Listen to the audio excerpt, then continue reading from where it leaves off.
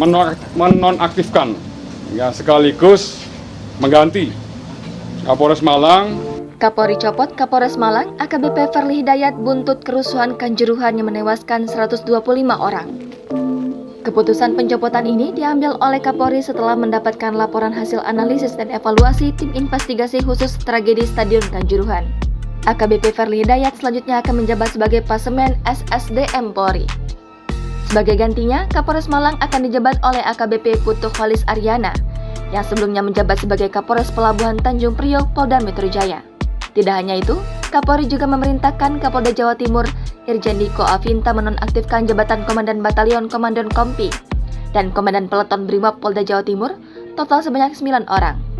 AKBP Ferly Hidayat SHSIK MH dimutasikan sebagai Pamen SSDM Polri dan digantikan oleh AKBP Putu Kholis Arya SIK yang sebelumnya menjabat sebagai Kapolres Pelabuhan Tanjung Priok Polda Metro Jaya.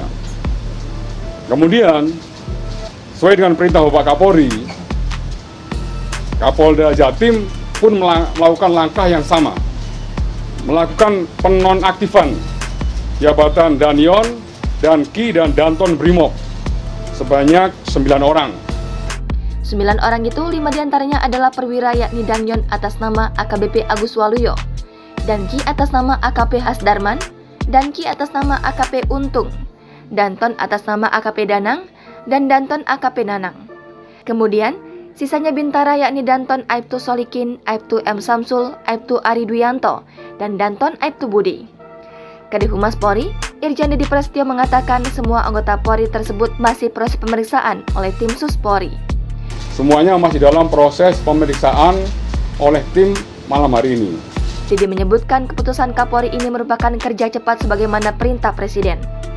Namun, ia memastikan unsur ketelitian, kehati-hatian, dan pembuktian secara ilmiah juga menjadi standar tim sus bekerja. Dari hasil pemeriksaan tersebut, tim melakukan gelar perkara dan hasilnya mereka meningkatkan status dari penyelidikan menjadi penyidikan. Dari hasil pemeriksaan, Irwasum Polri, Biro Pamindal melakukan pemeriksaan dugaan kode etik anggota Polri sebanyak 28 personel Polri. 9 diantaranya adalah 9 orang yang dinonaktifkan tersebut.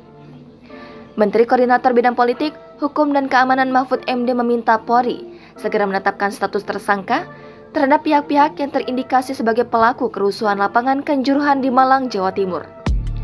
Mahfud menyebut status tersangka tragedi Kanjuruhan bisa ditetapkan dalam 2 hingga 3 hari ke depan. Dalam waktu dekat, Mahfud juga meminta Polri melakukan penegakan disiplin terhadap pejabat-pejabat struktural institusi Bayangkara yang terlibat peristiwa ini. Selanjutnya, Mahfud meminta Panglima TNI Jenderal Andika Perkasa menjatuhkan sanksi dan memproses hukum anggotanya yang bertindak berlebihan dan di luar kewenangan. Bersamaan dengan itu, pimpinan Persatuan Sepak Bola seluruh Indonesia diminta menindak tegas pelaksana yang lalai yang menyebabkan terjadinya tragedi Kanjuruhan. Pemerintah sendiri saat ini sudah membentuk tim gabungan independen pencarian fakta yang terdiri dari sejumlah unsur seperti Purnawiran TNI dan Polri, akademisi, dan lainnya yang dipimpin oleh Menko Polhukam. Tim akan bekerja 2 minggu hingga 1 bulan ke depan untuk mengusut kasus ini. Jangan lupa subscribe, share, komen, dan like ya!